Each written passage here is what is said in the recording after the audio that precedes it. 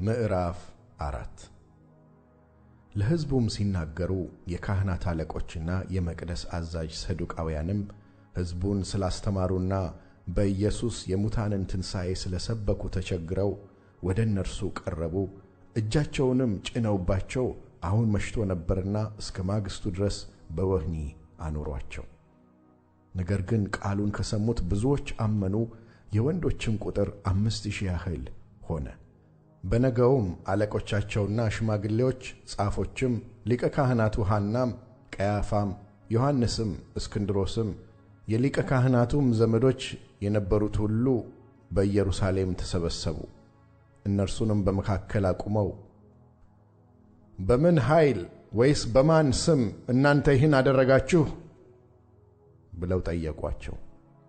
በዚያን ጊዜ ጴጥሮስ መንፈስ ቅዱስን ተሞልቶ እንዲህ አላቸው፣ እናንተ የሕዝብ አለቆችና ሽማግሌዎች፣ እኛ ዛሬ ለድውዩ ሰው ስለተደረገው መልካም ሥራ ይህ በምን እንደዳነ ብንመረምር እናንተ በሰቀላችሁት እግዚአብሔርም ከሙታን ባስነሣው በናዝሬቱ በኢየሱስ ክርስቶስ ስም ይህ ደህና ሆኖ በፊታችሁ እንደቆመ ለእናንተ ለሁላችሁ ለእስራኤልም ሕዝብ ሁሉ የታወቀ ይሁን።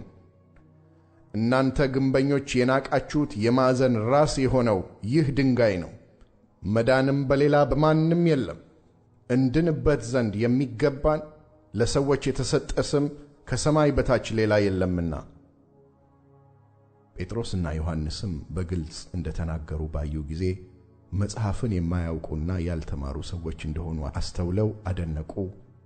ከኢየሱስም ጋር እንደነበሩ አወቋቸው።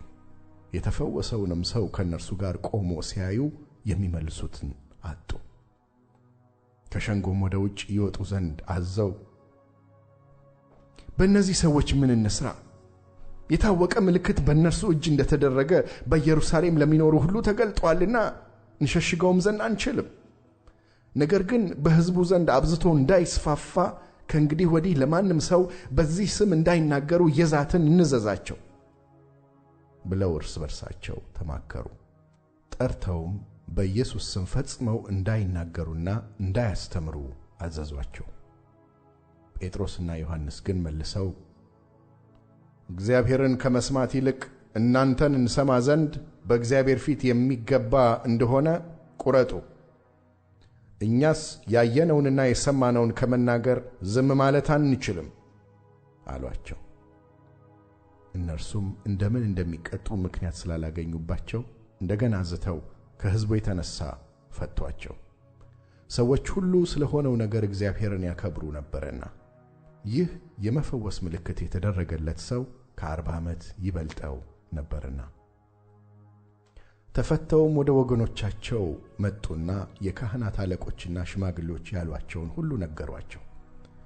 እነርሱም በሰሙ ጊዜ በአንድ ልብ ሆነው ወደ እግዚአብሔር ድምፃቸውን ከፍ አደረጉ፣ እንዲህም አሉ፣ ጌታ ሆይ አንተ ሰማዩንና ምድሩን ባሕሩንም በእነርሱም የሚኖረውን ሁሉ የፈጠርክ በመንፈስ ቅዱስም በብላቴናህ በአባታችን በዳዊት አፍ አሕዛብ ለምን አጉረመረሙ?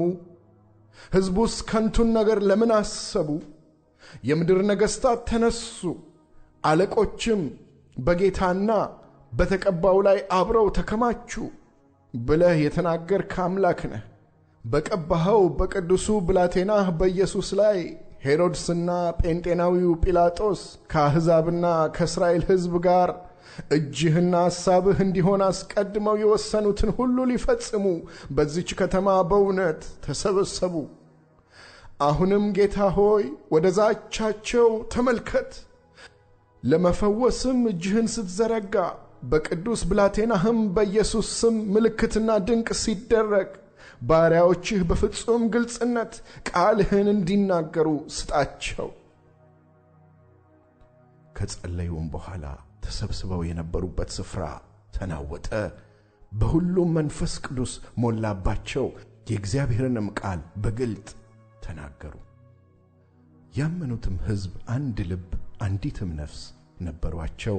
ገንዘባቸውም ሁሉ በአንድነት ነበረ እንጂ ካለው አንድ ነገር ስንኳ የራሱ እንደሆነ ማንም አልተናገረም።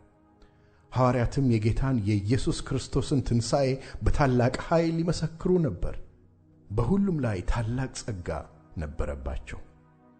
በመካከላቸው አንድ ስንኳ ችግረኛ አልነበረምና መሬት ወይም ቤት ያላቸው ሁሉ እየሸጡ የተሸጠውን ዋጋ ያመጡ ነበርና በሐዋርያትም እግር አጠገብ ያኖሩ ነበር። ማናቸውም እንደሚፈልግ መጠን ለእያንዳንዱ ያካፍሉት ነበር። ትውልዱም የቆጵሮስ ሰው የነበረ አንድ ሌዋዊ ዮሴፍ የሚሉት ነበረ። እርሱም በሐዋርያት በርናባስ ተባለ። ትርጓሜውም የመጽናናት ልጅ ነው። እርሻም ነበረውና ሽጦ ገንዘቡን አምጥቶ ከሐዋርያት እግር አጠገብ አኖረው።